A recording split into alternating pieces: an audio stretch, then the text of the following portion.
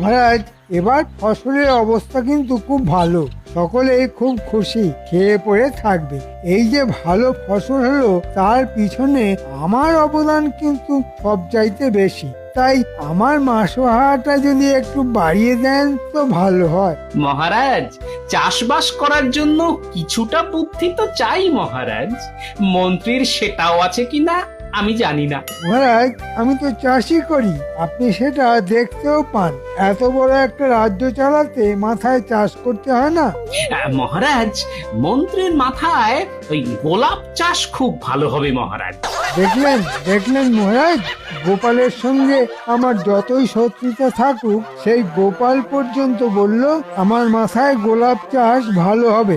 মন্ত্রী মশাই বোধহয় জানেন না যে গোলাপ চাষে গোবর সার কাজ দেয় সবচাইতে বেশি। কার মাথায় গোবর বেশি তা নিশ্চয়ই মহারাজ জানেন। আচ্ছা গোপাল, তোমায় আমি দেখে নেব। প্রকাশ্য রাজসভায় তুমি আমায় অপমান করলে, সেই শোধ আমি নেব। তাহলে মন্ত্রী, আগে চাষবাসটা শিখে নাও, তারপর তো মন্ত্রিত্ব।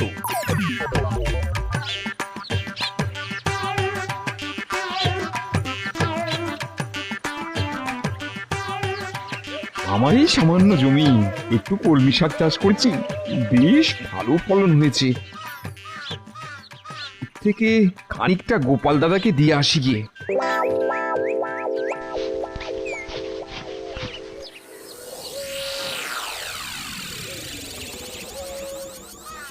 বহুদিন দাবা খেলেনি, কিন্তু কার সঙ্গে খেলবো? ধুস, কবে যে গুলটে পুঁটিরা বড় হবে দাবা খেলতে পারবে কে জানে বাবা। গোপাল দাদাকে নিজের ক্ষেতে শাক খাওয়াতে পারবো ভেবে খুব ভালো লাগছে। আরে মন্ত্রী মশাই মনে হচ্ছে এদিকেই আসছে। কি খবর পুঁটির বাবা, এত শাক নিয়ে কোথায় যাচ্ছ?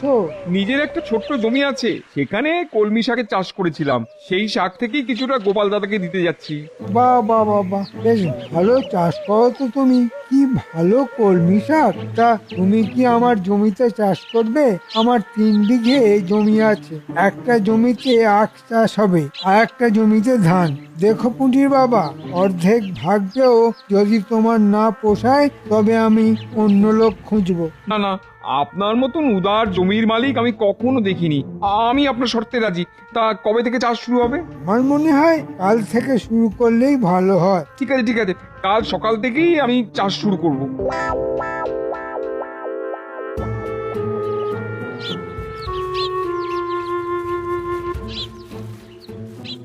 আরে এসো এসো এসো পুটির বাবা।